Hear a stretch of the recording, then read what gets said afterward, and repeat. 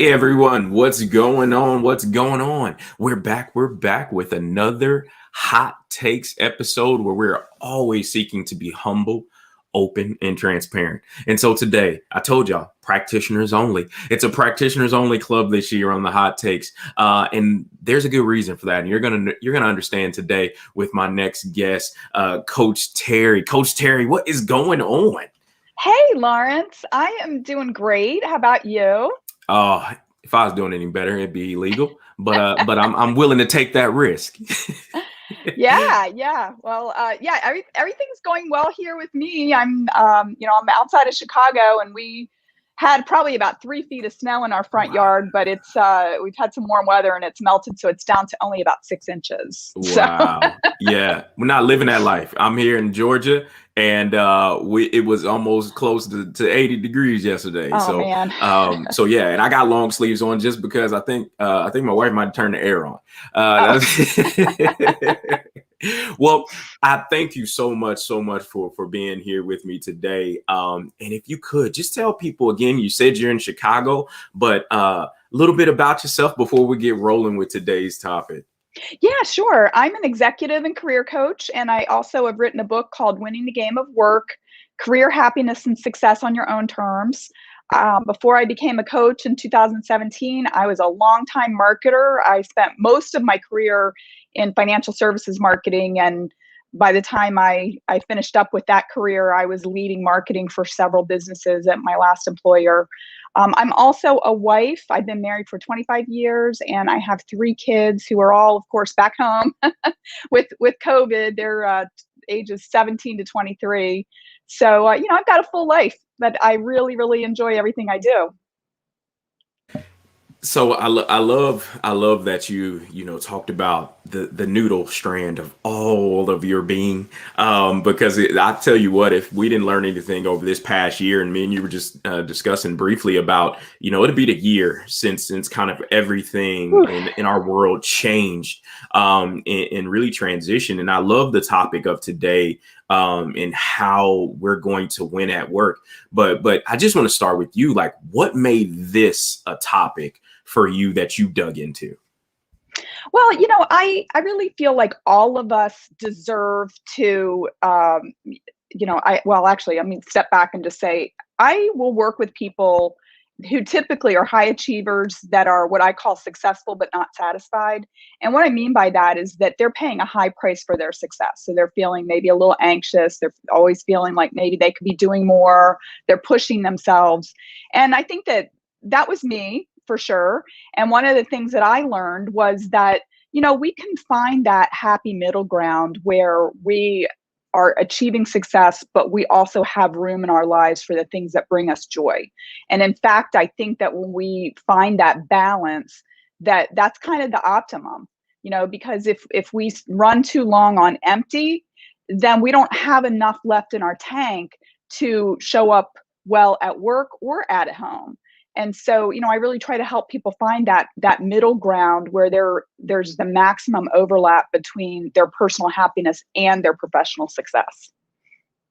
Yeah, I'm not gonna let you ride past what you just said about successful but not satisfied. But I Yeah. thought that was the goal, Terry.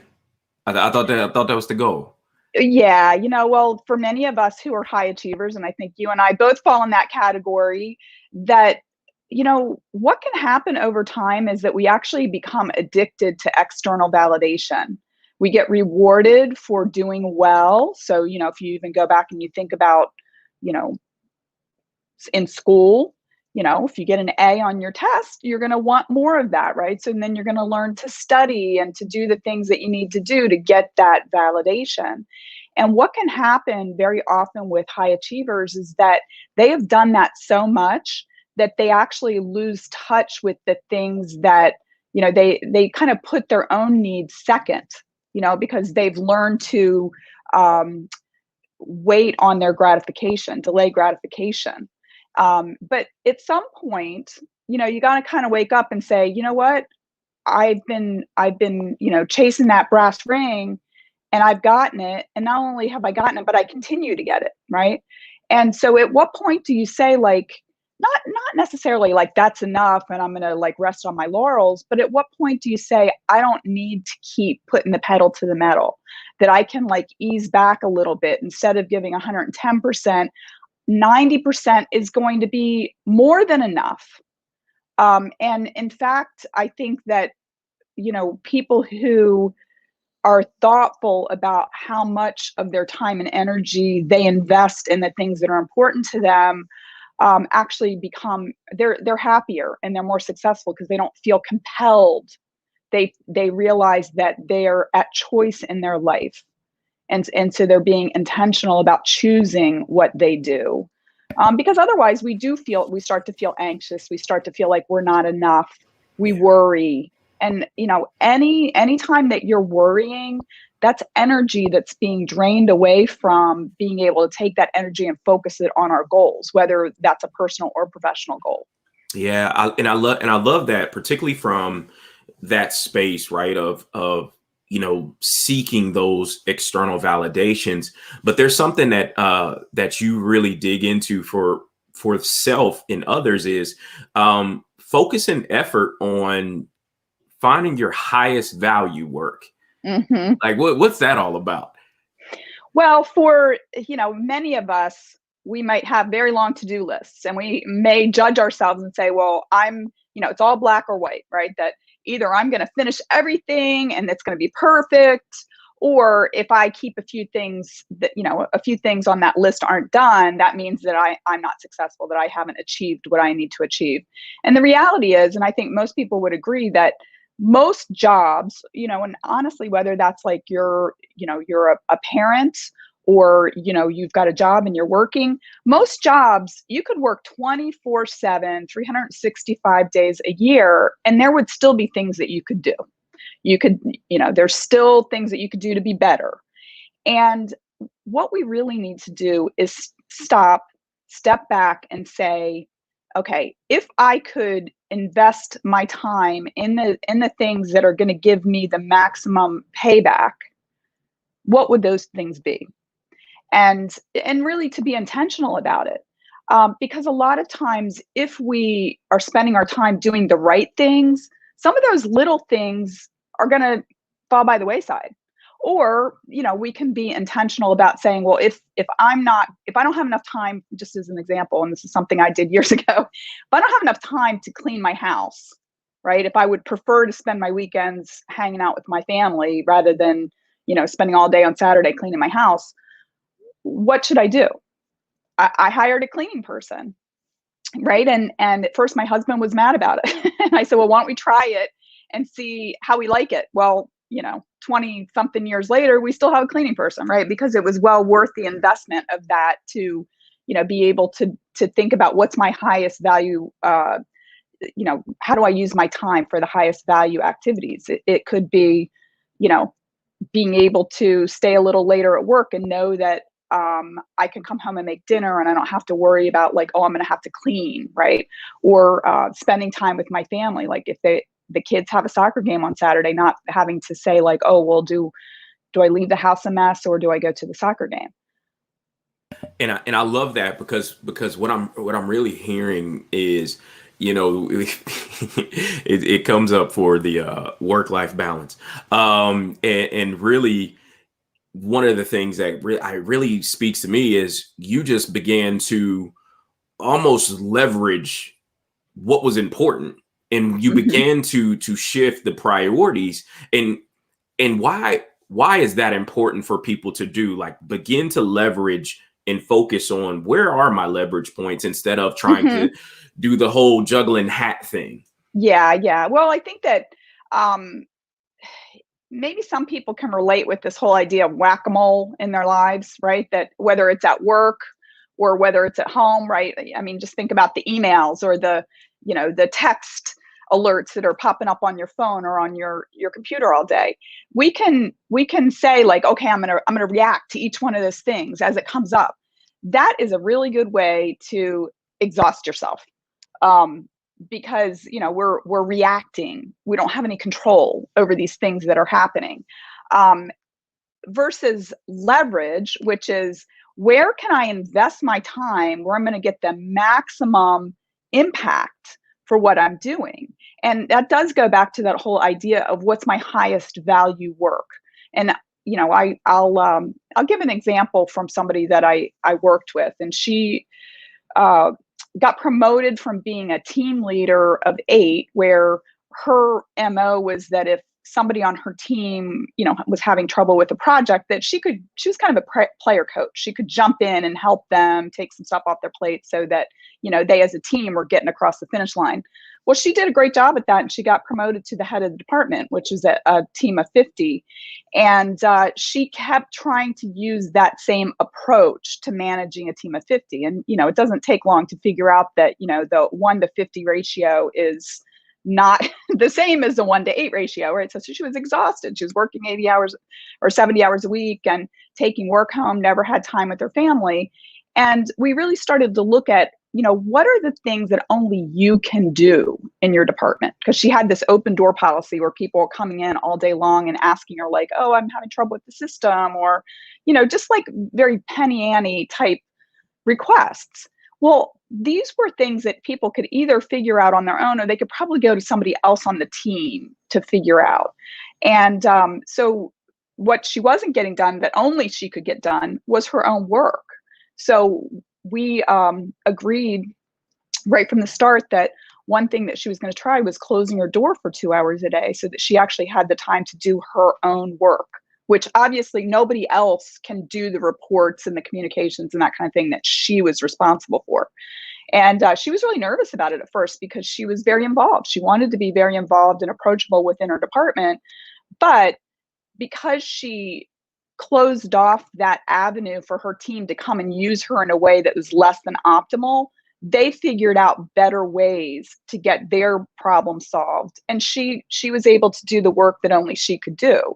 And that kind of gets into other leverage points, which is like delegation, building process, stepping back and seeing where are the gaps. Like in her case, there were certain gaps that she was a little blind to. Like, for example, that, she would get reports from various people on her team, and she would have to take them and put them into a report that went higher up in the organization. And there was inconsistency in the way that each person was reporting the information, and she was spending the time fixing it. And I said, well, why not step back and decide what the format is that you want? And then you push that down, you delegate that so that when you get it, it's very straightforward and simple. But I think a lot of times, especially for people who are used to just doing whatever needs to be done, that is a great quality. But as you rise within an organization and you have more authority, it's important to start using that authority to get the leverage that you actually have the authority to get within the organization. Yeah, and I love something there that's really coming up for me is identifying, there's a difference between being involved and being an enabler. Yeah. And really, particularly when it comes to there, that is a huge jump in just having single digit responsibility and people reporting to a massive jump like that. Yes. Because and I love Cy Wakeman's book, No Ego, really talks about like that open door policy and what it really should be used for. And it's not used for people to rob you of your day. Yes. And different things like that. And I love the proactiveness of, hey, you still have responsibilities that you actually need to take care of during your workday. It's and I always had those leaders that used to talk to, like, you know what, that's why I start at 6 a.m. because from 6 to 8 I can work on my stuff, and then I'll stay and I'll work from 6 p.m. to 10 p.m. or whatever it takes them. Like, so what'd you do in that middle time? And it was just you were a firefighter, right? That was just the way things were. And I've seen organizations, that's why nobody signed up to be a leader, because they were watching that. And so you had no bench strength, because people were like, you get paid how much more just to do that? It was like, nah, that's not sexy. That's not appealing to me. And there's something that seems a little out of control about that. And absolutely. It is. I mean, and you talk about being a firefighter, right? I mean, with that, the idea is to maybe make sure that fires don't start in the first place, right? Like if there's dry brush, let's remove that. If there's, frayed electrical cords, well, let's replace those, right? But as the leader, it's your job to look for those opportunities, and it's within your power to change those things. And I think sometimes people don't recognize that, especially when you're rising in the organization. Sometimes, and it totally makes sense that, if you, well, I think for most people, if they've been successful, they want to keep doing the things that have gotten them to that point. But what got you here is not going to get you to that next level. You need to, peel back the blinders a little bit and recognize, like, okay, well, at this next level, what's my new perspective? What additional resources do I have at my disposal here? And just because, a system wasn't put in place in the past doesn't mean that you can't do it now. I love that. And that in and of itself of, what's the perspective needed at this level versus the others. And what comes up for me a lot of times is the focus on you being the one that has to come up with the answers around that. And what ends up invariably happening is that single point of failure or island of excellence, because you try to do it by yourself. And when it comes to creating leader community and getting a coach, particularly around understanding or shifting perspective, like what's your take on when to lead, get out of your own skin and say, you know what, I need help? Well, I mean, I think if you're in a situation where you're not getting the outcomes that you would like, or you're, like I said earlier, if you're paying a really high price for your success, I mean, if you feel like breathless and like it's just not sustainable, that's a good time to get somebody who can help you see things from a different perspective and maybe help you to see where there might be points of leverage that you don't see and you're not using. I think that it's pretty common for companies not to train people as they rise within the ranks. And a lot of times we'll just use, we'll model behavior that we've seen other people use. And it doesn't mean that behavior is, long-term effective. Like a lot of people will try to lead through coercion, or through fear. And that's limited. That's really limited. And to, I think a point that you were making earlier about, empowering people versus enabling. I think a lot of times whenever somebody has sort of like what I call the superhero syndrome, like they're talented, they can do a lot of things, and they feel like they've got to rush in to save everybody in every situation.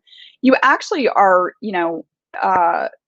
you're undermining people on your department or in your department, because they may become fearful, like, oh, well, I don't even want to bother doing this because I'm either afraid that my boss is going to criticize the way that I did it, or they're just going to come in and redo it anyway. So why try, right? And this gets to be kind of a vicious cycle, because sometimes I'll work with people and they'll say like, oh, I'm so frustrated that, every time that I assign this, like people just don't step up and they don't want to do it, or they just do it sort of, halfway.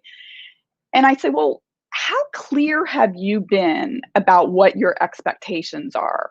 And are they, do they know everything that they need to know in order to deliver on your expectations? And then on top of that, I think if somebody has a lot of experience doing something, a lot of times they'll say, I'm not even going to delegate this because I can do this in 5 minutes. Well, you got to think about the investment of the time and the energy and the opportunity cost. If you're a leader and you're doing work that somebody that's on your team could do, you're not doing your highest value work.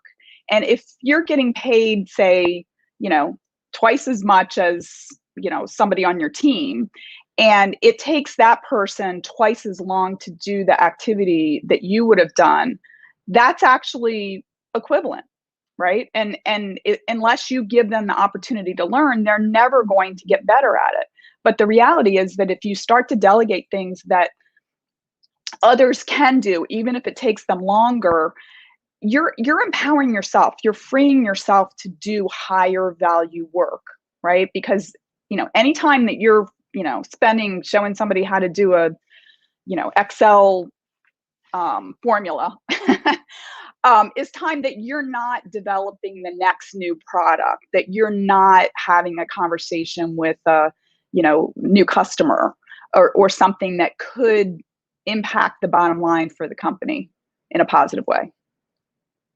And I love that, particularly as a leader, when you think about, right? Because at some point as a leader, you're hopefully transitioning your mindset from Hmm. executor to strategist, Right. Right. right? And more of a chess player instead of checkers. And Yes. and I love what you said, particularly around weighing the opportunity cost, right? Of, yeah, it may take you 5 minutes because you had experience, and Hmm. it didn't always take you 5 minutes, but just to have that message of, you know what, I need to build a skill set of my team so I can Yes. remove myself from these tasks because they're no longer mine. And one of the biggest things that I had to learn, and I'm continuing to learn, and shout out to my coach, because she's gonna get on me. Just because you can doesn't mean you should. Yes, absolutely. I agree with that 100%. And for me, it gets to the heart of something that, I know you feel purposed about helping people understand that finding your why, finding your Hmm. reason, help me flush that out for folks. Um, I think that in order to achieve any goal, it's really important to get clear on what that goal is, and to think about, what does that mean for you? How does that align with what your values are? And to your point, like, what is your why? That was something that, when I was making the transition from working in corporate to becoming a coach, I kind of felt like I had outgrown my corporate job, and I had been a marketer for so long. I never honestly had taken a look at, like, what is it that I really love about doing this? And I was kind of surprised once I did that introspection, because what I realized was, it wasn't about what maybe a lot of people think it should be from a marketing standpoint, like, oh, let me see if I can beat the control. Like, how much revenue am I bringing in? Like, of course that's important, and that I had to focus on that. But personally, what was really important to me was helping the people within the organization. I got most of my satisfaction from that, you know, person to person interaction, sitting down with the head of a business and learning about what their issues were. And my personal satisfaction came from things like, where they'd come back and say, oh, we met our goals this quarter because of that campaign that you guys did. Or I got 3 hard to reach prospects who called me after that innovative mailing that we sent out to them. Like that personal was really important to me. And like I said, that was surprising, because I liked the creativity. I liked, knowing that our campaigns did well. But, when I really dug into it, what I realized was, helping humans was what my why was.